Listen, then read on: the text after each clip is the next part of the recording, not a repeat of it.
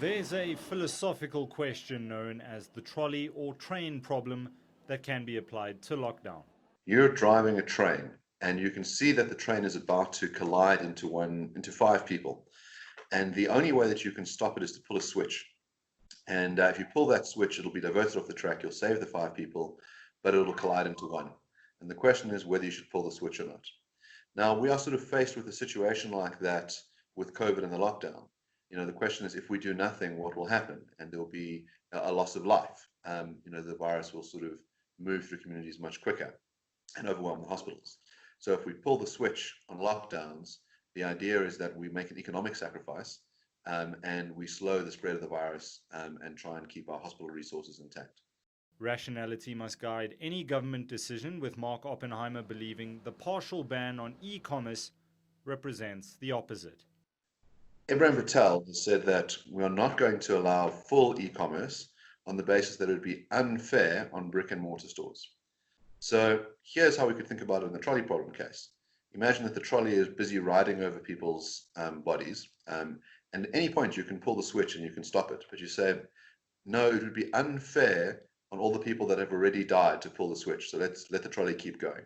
And that's really what's happening with not allowing unfettered economic activity in the e-retail sector, because at least you can sort of breathe some life into the economy, and you can do it in a manner that doesn't put people's lives at risk.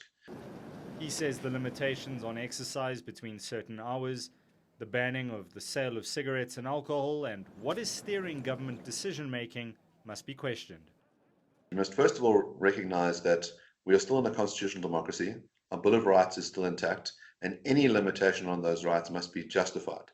Now, it must be understood that government is not always going to make the right decision. They're not always going to have the full information before them. But there must be a humbleness from government side on the one hand to say, well, look, we're not always going to be perfect. And when we see a contrary view and we realize that we made mistakes, we must change that view. A legal standoff appears to be brewing, with three prominent lawyers questioning the legality of the National Coronavirus Command Council. Minutes of meetings on the cigarette ban U-turn, for example, are reportedly being classified. Does that stand up to legal muster if you consider we're a constitutional democracy in which leadership should be held accountable and be transparent?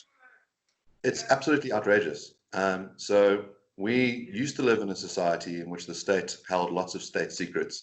And we then said in our constitutional democracy, the state must be transparent.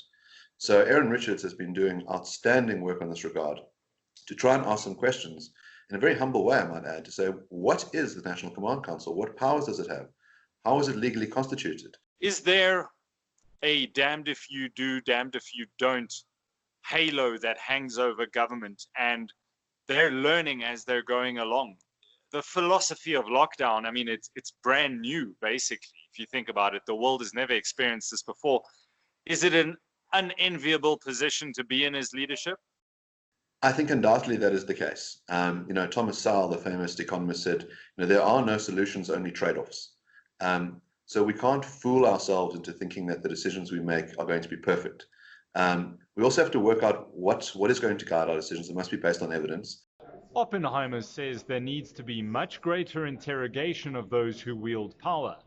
Asking uncomfortable questions, he says, shouldn't be shied away from, but celebrated.